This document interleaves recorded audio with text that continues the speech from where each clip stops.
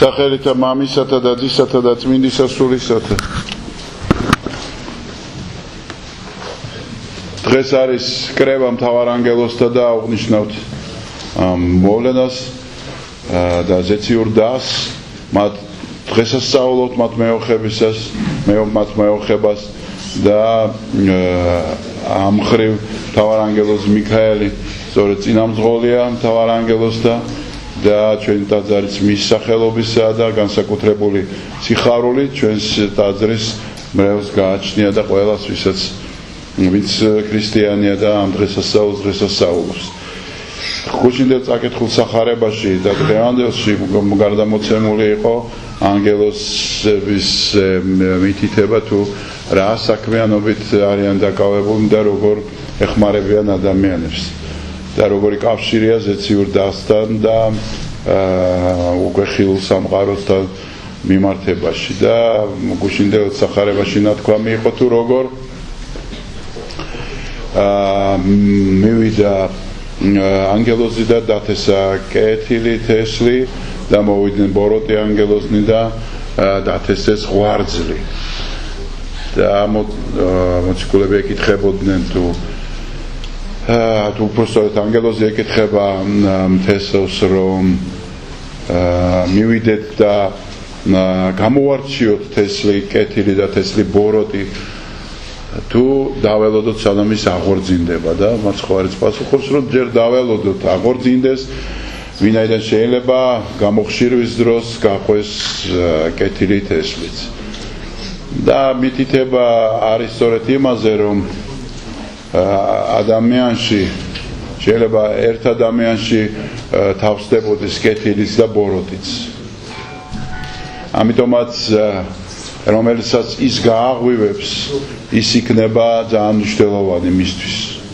ამიტომაც სანამ ის არ დაასრულებს ზრდას სანამ მას არ ამოეწურება ამ ქვეყნიური ცხოვრების პერიოდი დრო მანამდე მას აქვს საშუალება რომ ეს ბოროტი ღვარძლი გადააქციოს კეთილად ამიტომაც ჩვენთვისაც საყურადღებოა ეს რომ ჩვენ შეიძლება დღეს ხედავდეთ მოძალებულად ბოროტ ადამიანს და ხვალ ნახოთ გაბრწყინებული ქრისტიანი და ამიტომაც თავშეკავება გმართებს და სხვანაირი ხედვა ადამიანების მიმართ საერთოდ ნახეთ ამ სახარებიდან რომ ღმერთი მარტო სიკეთეს თესავს ბოროტებას არ თესავს ერთი წყაროდან არ შეიძლება ერთი წყალი იყოს სასარგებლოც და ამავე დროს შხამიანიც და საავადებელი არამედ ერთი წყარო არის ყოველთვის კეთილი ღვთის მოქმედება ყოველთვის სიკეთე და წყალობაა სხვა მოქმედების ფორმა ღმერთს არ გააჩნია ეს ადამიანური დამოკიდებულება მისი გონების სოხვედელობის მისი ესე იგი შინაგანი მდგომარეობის პროექცია როცა ის ღმერთზე სწორედ ისე ადამიანურად ფიქრობს როგორც თვითონაა და ამიტომაც შინაგანად ითხოვს ვიღაცების დასჯას, ვიღაცების მოსპობას, ვიღაცების გაქრობას, შურისძიებას არ არის შურის მაძიებელი ღმერთი ეს ძველი აღთქმისეული ღმერთი რომელიც ძველ აღთქმაში წერია ამას თავისი პედაგოგიური მნიშვნელობა ჰქონდა რომელიც დასრულდა ახალი აღთქმით და უკვე ახალი აღთქმისეული სამყაროდან ახალი აღთქმისეული ხედვიდან ვხედავთ ჩვენ ძველ აღთქმასაც და ვხედავთ რომ იქაც არის ძალიან მნიშვნელოვანი სამღვთო სიყვარული წყალობა და სამართლიანობაზე მითითებული უამრავი ადგილი თუმცა არის ყველაზე მძიმე და სისასტიკითა და შურისძიებით სავსე ადგილებიც თუმცა ამას როგორც ვამბობ აქვს მხოლოდ დროებითი მოქმედება და იმასაც რაღაცა სხვა მნიშვნელობა გააჩნია ვიდრე უბრალოდ წაკითხული ტექსტი და აი ახალ აღთქმაში სწორედ მთლიანად მაცხოვრის მოღვაწეობა მხოლოდ აი ამ წყალობაზე პატიებაზე, შენდობაზე და პირიქით ესე იგი გაღმრთობაზეა საუბარი, როცა ადამიანი თავის ადამიანურობას ივიწყებს რაღაცნაირად ააქრობს და იზრდება ღმერთში მადლისებულად და იბრწყინდება ის როგორც მისი მთავარი ესე იგი დანიშნულება აქვს მისი ცხოვრების საზრისია, რომ ის მიახლოს და მიუახლოვდეს ღმერთს. ამიტომაც ვიცით წმინდა წერილიდან, რომ ადამიანის ბუნება დაზიანებულია, ის სისუსტეებით არის ახსავსე, ამის გამო მისი ნებელობა არის შერყეული და ნების ესე იგი გამრუდება იწვევს ცოდვის ჩადენას. და ჩვენ ყველანი ვინც ვართ ადამიანი დედით შობიდან ცოდვასა შინაარშობილ ვარ, როცა მე ფსალმუნი ამბობს, სწორედ ამას ამბობს, რომ ცოდვილობაში ვარ მე შობილი, რომ ჩემი ცხოვრება ვადასტურებ მე რომ ცოდვილი ვარ.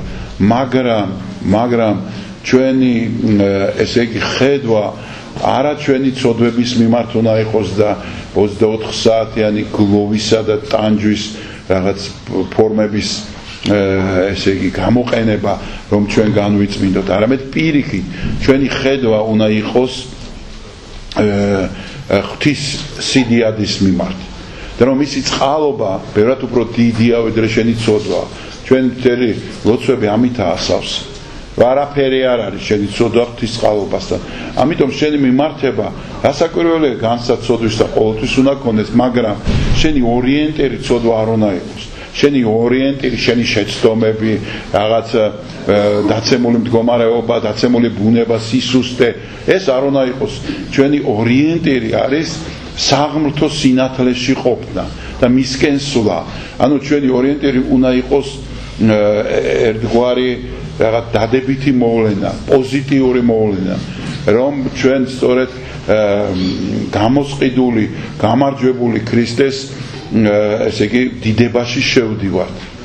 მასთან ერთად შევდივართ ამ დიდებაში, მან დაამარცხა ბოროტი და არა ჩვენ ვამარცხებთ ბოროტს, მან დაამარცხა და მასთან ერთად ვარ ჩვენ გამარჯვებულები. თუ ჩვენ ამის გვწამს, ჩვენ გონია რომ ჩვენ ვამარცხებთ ბოროტებას, არაფერ ბოროტებას ჩვენ ვერ ვამარცხებთ. ვერც მოღვაწე ბერები ვერ ამარცხებდნენ ბოროტებას. ისინი ამარცხებდნენ ბოროტებას ღვთის ძალით. მაცხვარი ამბობს, ვერაფერს უჩემოთ ვერ გააკეთებ. და ღვთის ძალაში მყოფობით შენ იმარჯვებ. და როგორც კი ამ ძალას არ იყენებ, მასთან ურთიერთობა არ აქვს, არ გინდა მისი სხივში მის ესე იგი ღვთაებრივ ნათელში ყოფნა, გასაკვირველია იმყოფები რაღაც ამ სუფთა ადამიანურ ძალისხმევებში და ადამიანური ძალისხმევი ვერაფერს ვერ აღწევს ადამიანს. მხოლოდ და მხოლოდ იზრდება თავის თავზე ზედმეტი წარმოდგენა. რაც ჩვენ ქართველებს გაგვაჩნია ძალიან ჭარბი რაოდენობით. ალბათ ცოტანი ვართ და თვითგადაჩენის ინსტინქტი გვაქვს. ამიტომაც ვიპრანჭებით ყოველთვის სტუმრების წინაშე, რომ დაგვინახონ რა კარგები ვართ. იმიტომ რომ იმდენად ცოტანი ვართ, რომ არავის არ აინტერესებს ესეთი ცოტა ხალხი.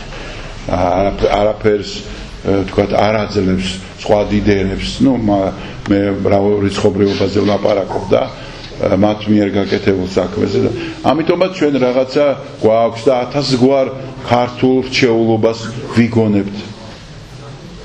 ეს რჩეულები ვართ, ღვთისმშობლის წილხვედრი ვართ, ესა ვართ, ისა ვართ და რა ღვთისმშობლის წილხვედრი რო ხარ, რაზე გეტყობო? ხონდა გეტყობოდეს რომ ღვთისმშობლის წილხვედრი. აი მე ჯვარი მყიდია, წვერი მაქვს ანაფორა, კაბამაცვია და წესით მღვდელს უნდა გავდე. მაგრამ ჩემი მოქმედება თუ სამღვდელო არ არის, ჩემი მოქმედება თუ ბილწია, უზრდელია, თავხედია, უმოწყალობა, რა ვიცი მე კიდე 1000 უბედურება, გარყვნილება. მაშინ რაც გინდა მეკეთოს, რაც გინდა მეცვას, ეს ხო პირიქით უარესია შენთვის. შენ თუ ღვთისმშობლის რჩეული ხარ, შენ საქმეზე ხო უნდა გეტყობოდეს ეს. მაცხოვარმა ზუსტად ესეთ რჩეულებზე თქვა, როცა მას უთხრეს, რომ ჩვენ შვილი აბრაამის იაკობის მოსესი ვართ. მაცხოვრმა უთხრა საქმენიც მაგათი გეკნებოდათო. თქვენ ეშმაკის შვილები ხართო. თავისივე გვარის ტომებს უთხრა მართლა შთამომავლები იყვნენ ა ブラ ამისაც, ისააკისაც, იაკობისაც და მოსესიც და დავითისაც. მაგრამ რა? აიღეს და ჯვარზე გააკრეს თავიანთი მესია. ჩვენც შეიძლება იგივე გავაკეთოთ. თუ ჩვენ აი ამ გიზურ რაღაცა ქართულ მესიანურ იდეებს არ მოვეშვებით და არ დავიწყებთ ნამდვილ ქრისტიანულ ცხოვრებას და გზას. არ შეიძლება ღმერთმა ერთი ერი გამოარჩიოს. ეს იყო ძველ აღთქმაში, რომ ეშვა მაცხოვარი და ერთი ერი უნდა ყოფილიყო, ვინც მონოთეისტი იქნებოდა, ვისაც ერთ ღმერთზე ექნებოდა სწორი წარმოდგენა, იმიტომ რომ გაბნეული იყო ხალხი და ყველგან მრავალღმერთიანობა და წარმართობა იყო. და ამოირჩია ა ブラ ამი და მის ამას ერთი ღმერთის ცოდნის საშუალება და ეს ა ブラ ამი გამრავდა გახდა მრავალრიცხვი და მათ ერთი ღმერთის ესე იგი ცოდნა ჰქონდათ. თუმცა ისინი არასდროს ამ ღმერთს არ მორჩილებდნენ და ყოველ პატარა ფეხის გადადგმაზე იმ წუთშივე კერპებს ქმნიდნენ და ხალატობდნენ მას, მაგრამ მაინც ერთი ღმერთს იდეა, რომელმაც შვა ღვთისმშობელი და აქედან იშვა მაცხოვარი, ისეთი ადამიანი იშვა, რომელსაც სათნო იყო ღმერთმა მორჩა ეს რჩეულობა. მაცხოვარი პეტრე პავლე მოციქული ამბობს, რომ რჩეულები ეხლა არიან ის, ვისაც წამთ ღმერთის. ვინც ქრისტეშია, ის არის ახალი ისრაელი. და რა ის ვინც გვარით არის ქართველი. რა მნიშვნელობა რა გვარი და მით უმეტეს თუ დიდგვაროვანი ხარ, კიდე უფრო სამარცხვინოა შენი ესეთი მდგომარეობა. ხო, აგერ დიდგვაროვანი ყავდა ერთ-ერთი პოეტი, რომელიც საშნელ ლექსებს და სიმღერებს წერდა, ტექსტებს უგულისხმობ. თუ ჩვენ უამრავი სიმღერა გვაქვს გულში, რომელსაც ძალიან ლამაზი მელოდიები ქართული ადებს, ქალაქური, მაგრამ ტექსტ თუ გაყვები, ნახავ როგორ ცვლის ადამიანი ღვინოს თუ დაალევინებენ 64-ში ჯოჯოხეთს, იმ წუთშივე ცვლის იქვე იმ სიმღერაში თუ ღვინოს კარგს დაალევებენ ჯოჯოხეთში. ხო? ნუ მე დიდგვაროვანი რა არის მე დიდგვაროვანი? შეიძლება ერეკლეს სამმავლიც იყოს რა მე. რა ვერ უმღერა ჯოჯოხეთს თუ რა? და არ გვამღერა მთელი საქართველო ამ ჯოჯოხეთზე. რას იზავ? ანუ იმის თქმა მინდა რომ ქართველებმა თუ ქრისტიანები ვარ, ჩვენ სერიოზულად უნდა მოვეკიდოთ ქრისტიანულ საქმეს, რაც კაცს მოყვარეობაში გამოიხატება. ღვთის დიდება გამოიხატება კაცს მოყვარეობაში. სხვა არეალი ჩვენ არ აგვაქვს. მანახე როგორ ექცევი შენ ყველაზე გაუბედურებულ ადამიანს და გეტყვი როგორი ქრისტიანიც ხარ შენ. მანახე რას ხედავ შენ როცა ქუჩაში გადიხარ, ვის აკვირდები, ვის ხედავ და რას ამჩნევ და რას ვერ ამჩნევ და გეტყვი როგორი ქრისტიანიც ხარ შენ. მე რას გეტყვი, ერთი გვეტყვის ჩვენ ყველას, მეც თქვენთან ერთად გვეტყვის. რას ხედავდი როცა გადიოდი გარეთ. ხო? ამიტომაც დასაკვეხნი დღევანდელ საქართველოს ყოველ შემთხვევაში არ აქვს. რაღაც იყო პერიოდი საქართველოს ისტორიაში, გამონათებები ჰქონდა და ეს გამონათებები ძალიან ბევრია, მაგრამ მაინც ეს გამონათებებიც არის ერში, არის ცოტა, ესე არ არის მთელი ქართველი ერი და რა. არ არის. ცოტა, ყოველთვის ცოტა, რჩეული არის ცოტა. მე არ ვეძახი რომ ბევრი იღუპება, ეს ჩემი საქმე არა. მერტმაიც ვინ იღუპება, ვინ არ იღუპება. მაგრამ რჩეული როგორც ქრისტიანი საქმე, ქრისტიანული საქმე. ყოველთვის ცოტაა და არა გვარიშვილობით. მაშინ გადახედეთ ქართველ წმინდანებს, აბა პირველი საუკუნეებისას. ვინ არიან ქართველი წმინდანები? არც ერთი არაა ქართველი. აბოტბილელია ქართველი, წმინდა ნინოა ქართველი, გიორგია ქართველი, შუშანიკია ქართველი, არც ერთი არაა ქართველი. თუ ის არის ქართველი პირველ მოწამე რაჟდენ, არც ერთი არაა ქართველი. და რატომ არა ქართველი და რატო იღებს ქართველი ამას როგორც თავის წმინდა დავით გარეჯელია თუ 13 ასურელი მამა ქართველი, არც ერთი არაა ქართველი. და რატო იღებს ქართველი ამას როგორც ქართველს? იმიტომ რომ ქართველი არის მშობლიური. ჩვენ რაღაც ქართველს ვახსენებ, ნიშნავს მშობლიურს. და შენთვის ის ქრისტიანი არის მშობლიური. იმიტომ რომ ერთ მამიშვილები ხართ, ერთი გიხარიათ, ერთი გტკივათ. ამიტომ რა მნიშვნელობა აქვს რა გვარი შვილისა, რა წარმომავლობა აქვს. თუ კი იგი იგივე საქმეს აკეთებს, როგორცაც ჩვენ უნდა აკეთებთ. ხო? ამიტომაც ჩვენში ეს ქართველობის წამოწევა მაშინ ხდებოდა, როცა სხვა ერი გვიპყრობდა და გვაჩანაგებდა და გვეუბნებოდა, რომ არაფერს არ წარმოადგენთ. განსაკუთრებით იცით ხო 200 წლიანი ბოლო რუსული ბატონობა, ნახევარი ამისი და კომუნისტური ბატონობა, სადაც გეუბნებოდნენ და შენ არაფერი არ ახარ. არც ენა გაქვს, ძაღლური სიმღერა გაქვს, ენაც ესეთი გაქვს, ამას გეუბნებოდნენ ეკლესიის ამბიონიდანაც. და მაშინ წამოიწევა ხოლმე ქართული ნაციონალური იდეები, რომ არა, რაღაცას წარმოვადგენთ, ესე არ არის, კაცო, ჩვენც ხალხი ვართ, რომელსაც ქრისტეს შეგვინახია და მოგვიტანია და მართლა ქართველებმა წმენა გადავარჩინეთ. ვერც ტერიტორია ვერ გადავარჩინეთ, ვერაფერი ვერ გადავარჩინეთ. წმენა გადავარჩინეთ ჩვენში, ხო? როგორც კი წმენას დავთმობდით, ჩვენიერად ვიცხოვრებდით. ან თურქეთის მონობაში, ან სპარსეთის მონობაში, ან რუსეთის მონობაში. ნებისმიერ მონობაში წმენის თუ დათმობდი გადარჩებოდი და პირიქით ბედნიერი იქნებოდი და შეიძლება 100 მილიონი ყოფილიყავი დღეს ისლამი რომ მიგვეღო ან კათოლიკობა მიგვეღო, მაგრამ ჩვენ მოვიტანეთ ეს სარწმუნოება, ამიტომ რაღაცა გვაქვს გაკეთებული ჩვენც, მაგრამ აი ეს ნაციო როცა უკვე ჩვენ თავისუფლებია, როცა არავინ ამ ხრივ ქართველობას არ დევნის, ეს ნაციონალური იდეის კიდე წამოწევა და ამის კულტივირება და ამაზე რაღაცა ახალი ქედმაღლური დამოკიდებულებების შექმნა ერში არის ძალიან ცუდი რამ.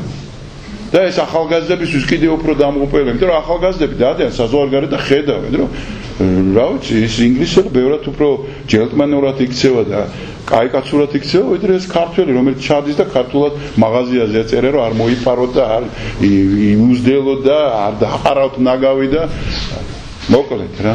არა? ხედავენ ის ახალგაზრდები და მე რო ეთქვი, რომ მე რჩეული ვარ, მაგარი რჩეული ხარ ის გეტყვის, თუ თქვენი სარწმუნოება ამას გასწავლეთ, ეს არის რჩეულება, მაშინ მე თქვენი სარწმუნოება არ მინდა. ამიტომაც ჩვენ უნდა ვასწავლოთ ახალგაზრდებს, ჩვენ უნდა ვიყოთ, რომ ჩვენ რჩეულები მასში ვართ, როცა ქრისტეს საქმეს აკეთებ. და ეს საქმე არის შენ რჩეულობის მაჩვენებელი და არა შენ თავით როგორ იკვეხნი შენ და რა ხარ შენ და როგორი ხარ შენ. სხვა უნდა ელაპარაკოს შენზე. არ ვიცით, ელემენტარული ცდილობაა, ხო? რომ შენ თავზე ხო არ ელაპარაკებ, სუფრაზე ელაპარაკებ, შენ ვინმე თავის თავს აღიძელებს გიჟის გარდა არასდროს, ხო? სხვა უნდა ელაპარაკოს შენზე. და ის სხვა უნდა იყოს უცხოელი, სხვა ტომის, ჩამოსული და ნახოს და თქვას, რომ რა კარგია ეს, რა კარგია ეს. რა კარგია ეს. და ამით ჩვენ რაღაცა ფსიქოლოგს მოვიღებთ და კიდე უფრო მოგვინდება, რომ უკეთესები გავხდეთ და კარგები ვიყო და არა ის რომ შეთაშორის ამ სტუმართ მასპინძლობა მართლა ძალიან საშური საქმე გვაქვს ჩვენ და მართლა ვიცით ეს სტუმარ მასპინძლობა, მაგრამ იმ სტუმართ მასპინძლობაში ზომა უნდა ვიცოდეთ. იმიტომ რომ ამ უცხოელს რომ დაინახავენ, ისე გადაყვებიან თავზე, რომ ის გიждდება. წარმოუდგენელია ესე რომ გააკეთებს. რატო აკეთებს? იმიტომ რომ თავი მოაწონოს, ხო? იმიტომ ხო არ აკეთებს რომ მართლა უნდა. გარეთ გაჭირვებულია თავისი ტომის და არ ეხმარება. იმას გადაყვება და 5 სართულიან სუფრას გამომართავს. რატო უმართავ ამ სუფრას? იმიტომ რომ გამოაჩინო შენი თავი და მაგარი ხარ და ასეთი ხარ და ისეთი ხარ და შთაბეჭდილება მოახდინო. მოკლედ, თავარი არის დღევანდელ სახარებაში აი ეს რჩეულობა და სიკეთის სათნოების მომატება ნიშნავს ადამიანში ქრისტიანულ გზას და სულას. სხვა დანარჩენი არის ტყუილი. სხვა დანარჩენი გინდა ესეთი მითი იყოს, გინდა ისეთი მითი იყოს, გინდა ღვთისმშობლის წილხვედრი იყავი, გინდა იოანე ნათლისმცემელი იყოს შენი მფარველი, გინდა მთავარანგელოზი იყოს შენი მფარველი. არაფერი განსხვავება არ არის. თუ შენ რჩები იგივე წარმართად, ვინც არ უნდა იყოს შენი მფარველი, განსხვავება არ იქნება. პირიქით, საჯელი უფრო მოემატება ადამიანს, რომელსაც მიეცა და არ გამოიყენა. მაცხოვა რას ამბობს? რომელსაც მიეცა და არ გამოიყენა, რაც აქვს, ისიც წაერთმევა. ანუ საერთოდ არაფრით დარჩება. და მიეცემა იმას, ვისაც ბევრი აქვს. მეთქვა დაგლოცოთ, გაგახაროთ, კიდევ ერთხელ გილოცავთ, მთავარანგელოზის მფარველობა ყოფილიყოს და გაგვეხაროს მასში